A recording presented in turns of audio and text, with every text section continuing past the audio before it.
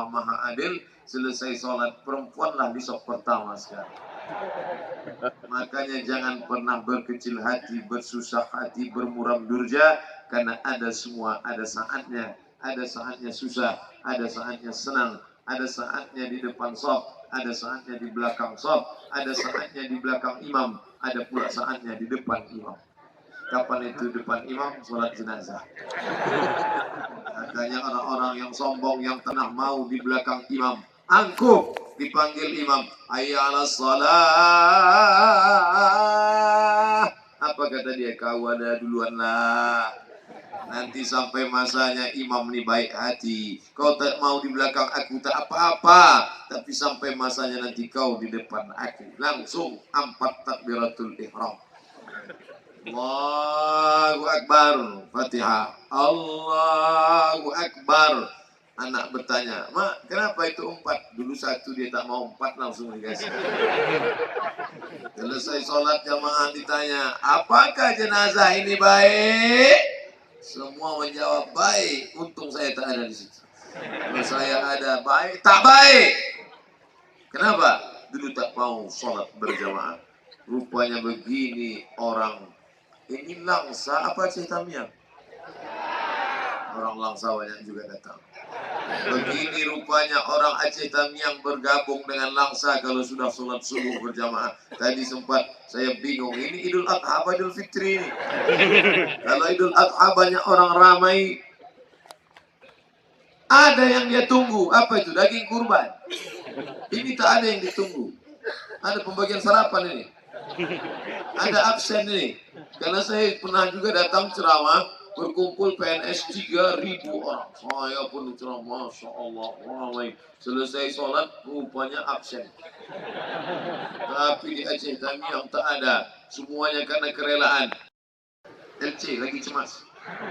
Sedangkan beliau doktor, S1 Al-Azhar, S2 Al-Azhar, S3 Al-Azhar. Kemarin lagi ada Ustadz Amri namanya, doktor lagi. Memang orang Aceh. Maka saya kalau udah diundang ke Aceh, grogi saya.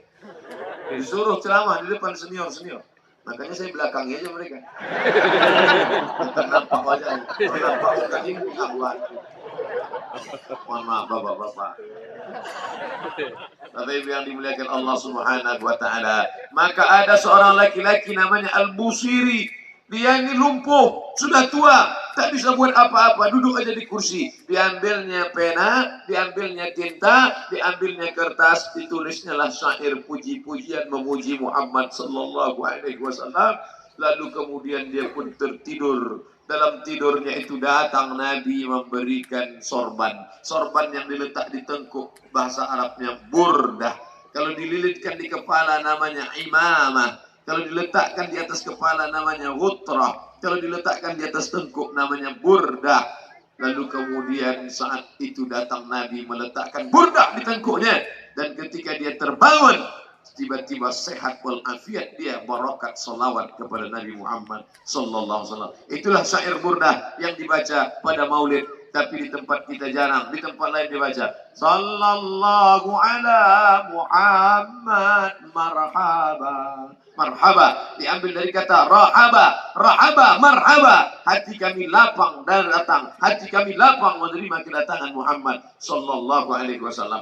Inti daripada syair burdah, syair-syair itu 2 saja. Pertama, pujian-pujian kepada Nabi. Yang kedua adalah sejarah Nabi Muhammad. Maka kalau dibacakan syair Al-Barzanji, syair Al-Burdah, syair Ad-Diba, syair Ad-Diyaul Lami, syair itu semua adalah memanjatkan pujian kepada Allah, memanjatkan pujian kepada Rasulullah, dan mengenang Nabi Muhammad sallallahu alaihi wasallam. Nah, jadi kalau nanti ada orang bertanya, apa kalian buat maulid? Maulid itu dibaca kapan saja, karena mengenang Nabi Muhammad sallallahu alaihi wasallam. Tadi kita kenang dia berapa kali? Allahumma shalli ala sayyidina Muhammad wa ala Muhammad kama shallaita ala Ibrahim wa Ibrahim. Allahumma barik ala Muhammad wa ala Muhammad. Masuk masjid, tahiyatul masjid sekali, qabliyah subuh sekali, salat subuh sekali, 3 kali.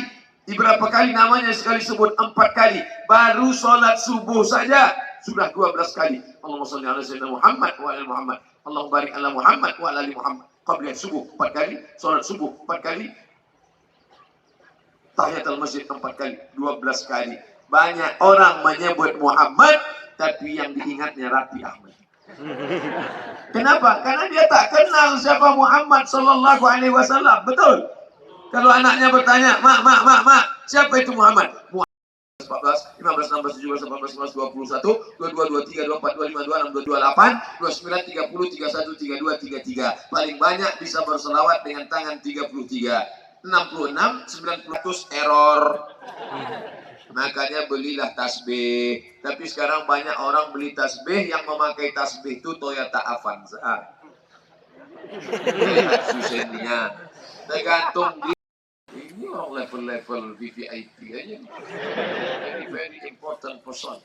Bapak Ibu yang dimuliakan Allah Subhanahu wa taala, yang pertama cinta kepada Nabi, banyak berselawat. Kalau sudah cinta, ada seorang laki-laki jatuh cinta, nama perempuan yang dia cintai itu namanya Laila. Nama laki-laki itu namanya Qais. Karena gila dia, maka disebut dengan Laila Majnun, tergila-gila pada Laila. Sampai akhirnya bapaknya membawa dia ke tepi Ka'bah, didoakan di dinding Ka'bah. Itu salah seorang yang sembuh karena doa di samping Ka'bah, namanya Qais. Kejadiannya sebelum Nabi Muhammad sallallahu alaihi wasallam. Sampai akhirnya suatu hari orang bertanya kepada Qais, "Qais, ya, ad-dunya turidu am Laila turidu am ad-dunya wa ma fi tawayaha?" Kalau kau disuruh memilih, mana yang kau pilih? Pilih dunia beserta isinya atau Laila? Kau pilih mana? Apa kata Qais menjawab? La ghubaru li'aliha ahabbu ilayya wa ashfa li balwaha. Debu yang menempel di selop Laila lebih kucinta daripada dunia dan seisi. Masya Allah. Debu menempel. Macam mana kuku panjang cebok tangan kiri? Patutlah bakwannya enak.